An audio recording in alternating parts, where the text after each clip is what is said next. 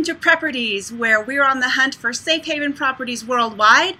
I'm your host, Diane Cohn, and with me today is Ines Bonicelli, independent agent with Bado, Perazzo, Sotheby's International Realty in Montevideo, Uruguay. Welcome, Ines. Hi, Diane, and thanks for having me. Of course. So tell me, what is your story? How did you end up in Montevideo?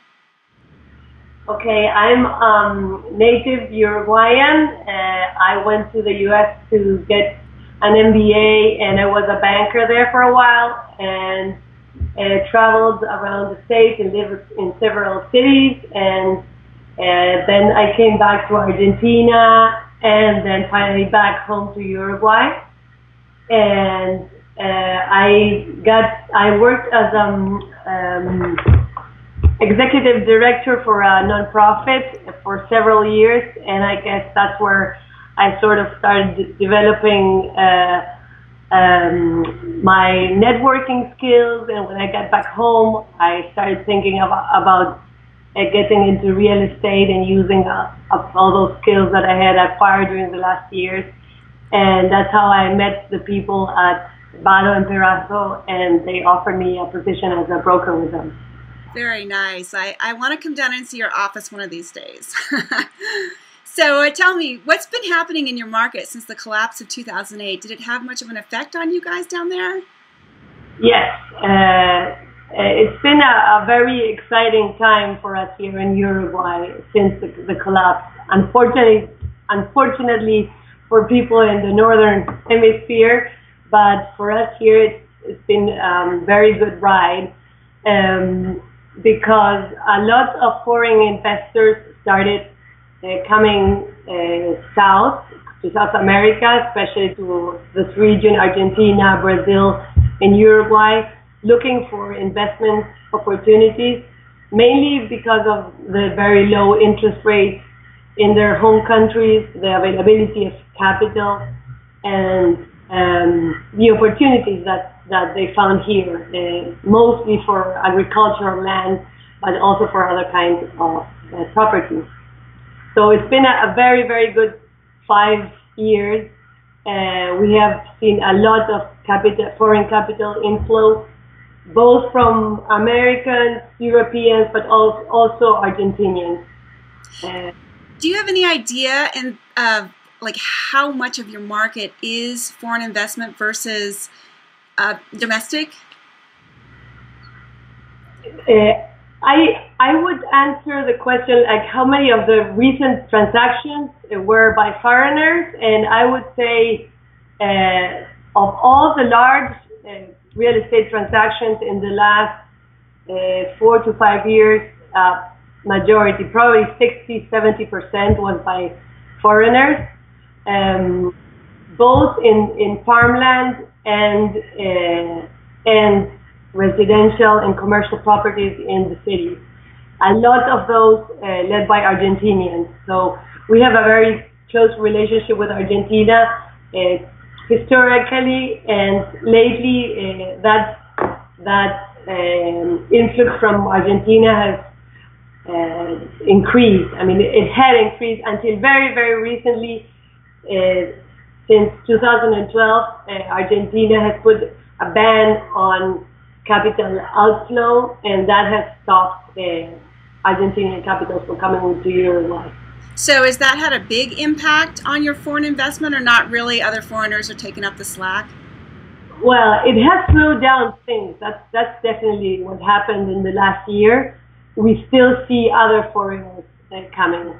We have a lot of institutional investments, some big funds, U.S.-based funds, and university endowments that come here and look for land, and they have very long-term investment horizons. So they buy up land for forestry or cattle, and they just look to have investment in land and don't expect a high return or yield. So we have a lot of those as well. They have lots of hectares here. Lots of what? hectares. Oh, right, yes. We have hectares. That's right. 2.5 acres or something close to that. Right. So it sounds like maybe foreign investment has been kind of a top trend, and you're saying that you've got a lot of institutional investors. You had Argentinians. They've sort of backed off because of the antics over there, shall we say. So do you have any small mom and pop type people buying, or is it just all big companies? We do have many individual investors or people who come here, they visit Uruguay and they kind of like it here or even fall in love with Uruguay, especially our beach resorts and towns like Colonia and even Montevideo, and they decide to buy properties as a second home. Or we also have people who are starting to move to Uruguay for retirement or just for a change of the way of life. We have many Europeans that buy their second homes here and they live in summer all year round. You know, they spend the summer in Europe and then the summer in here because we have the opposite season. So we do see that a lot, especially around Punta del Este, our main resort. There have been a lot of individuals buying very nice properties on the beaches and on the hills and vineyards, and that's also been a very important trend in the last 10 years or so. Yeah. So when I visited Uruguay in 2011, and one of the reasons was because I read a lot of international newsletters that say, you know, retired Uruguay, it's fantastic, and the cost of living is so cheap. But when we were there, we actually found the cost of living was actually comparable to California. And it could have been that just the places we went, Montevideo, Colonia, Punta del Este, but we were there in the off-season, so I was expecting we'd get off-season deals. So I'd like to know what's your experience of the cost of living there versus being in the States, and how has that changed in the last few years? That's a very good question because I have read those same articles, I guess. There's a publication called, I think, International Living, and they always mention that it's very inexpensive to live in Uruguay. Actually, it's not that inexpensive. I would say cost of living is comparable to the U.S. Maybe not New York City or San Francisco, but most of the U.S. It's less expensive than Europe, probably. The thing is that with the dollar depreciating over the last few years, prices in local currency have gone up. So if in dollars, since the dollar has gone down, prices in dollars have really risen. So if you would have asked 6-7 years ago, it was very inexpensive compared to the U.S. But right now, I would say we're par with the U.S. Yes. So what about foreigners moving into your country? How does the local population feel about all of these people wanting to move there, invest there? Is it safe? Are we welcome? Are we like, meh, get out? What is it? You're definitely welcome. Uruguayans are a very friendly people. We do have some safety issues, but just the same as any other Latin American city, and it's not a problem that only will happen to foreigners or to people from the U.S. or Europe. I mean, we do face the same safety issues. It's not as bad as in Sao Paulo or even Buenos Aires, which are really bad now. But we do have to be careful. If tourists come, we will tell them to be careful with their bags, just like in any other large city. If you go more to the countryside, people they don't have those concerns. It's mostly in the urban areas and Montevideo, the capital city. And in the resorts, it's in like Punta del Este or José Ignacio, which is our very well-known and very trendy resort. It's not as bad. I mean, you have to be careful, just like anywhere else in South America. But I wouldn't say it's because we don't welcome foreigners. It's just what come down to. It's still known as the Switzerland of South America, isn't it? It was known, yes. I don't know about that right now.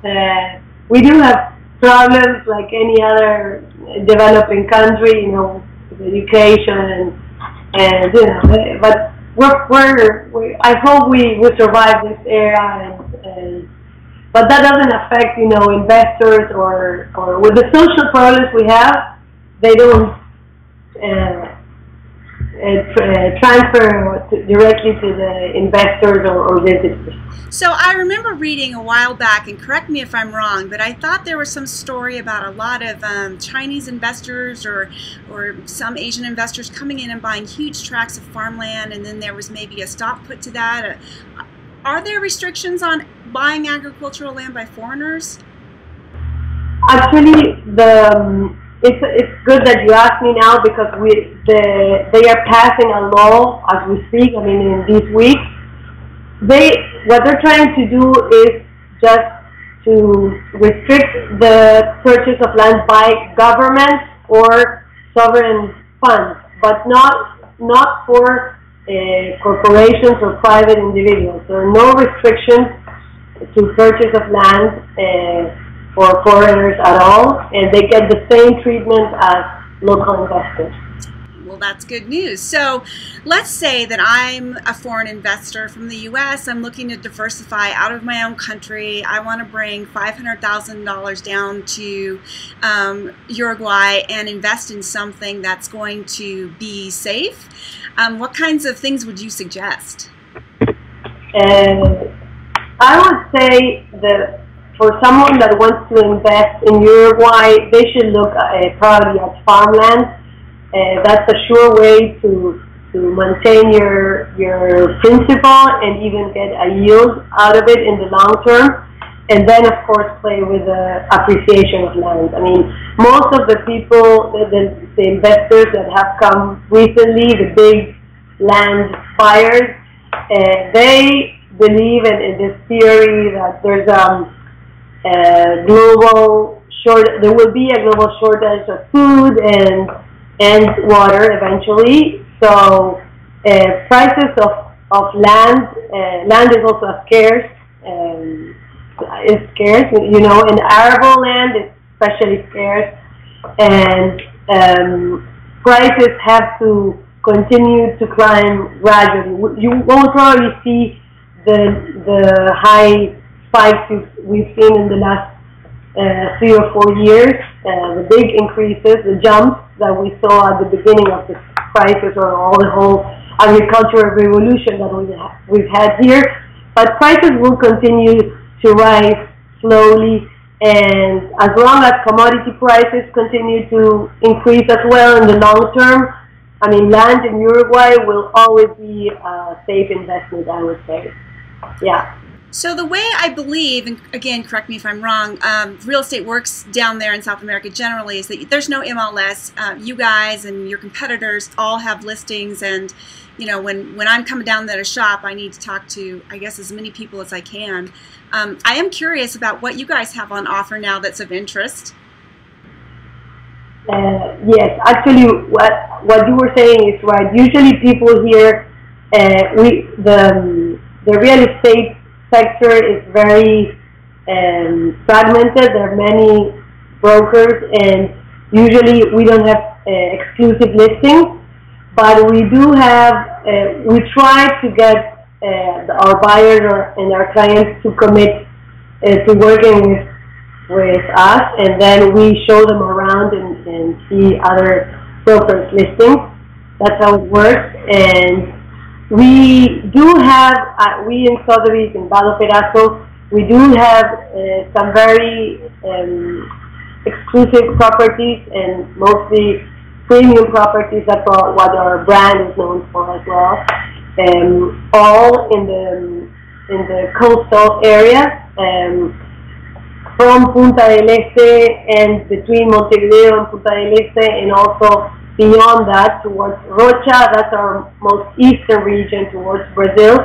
And we have very, very beautiful properties right on the beaches. The beaches there are very underdeveloped. They're very rustic. Once you go past Jose Ignacio, you get into a coastal strip that is about 200 kilometers long, and we have many, many properties on those beaches that you can choose from. I mean, right on the beach, on the sand, or larger chacras. We call chacras like little farms, like 80 or 50 hectares, where you can have your horses and your house and a guest house, and also we have some areas where you have the hills and the beaches. It's very, very beautiful landscapes that we have, and we at Sotheby's have many properties that have those characteristics. So I'll be gladly to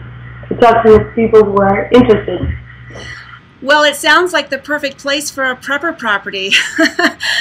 All right, well, that's all the time we have. I want to thank you, Ines, for being on the show today.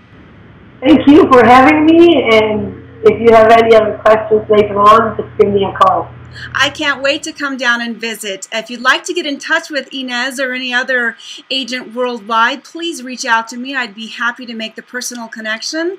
Until next time, thanks for watching, and we'll see you later.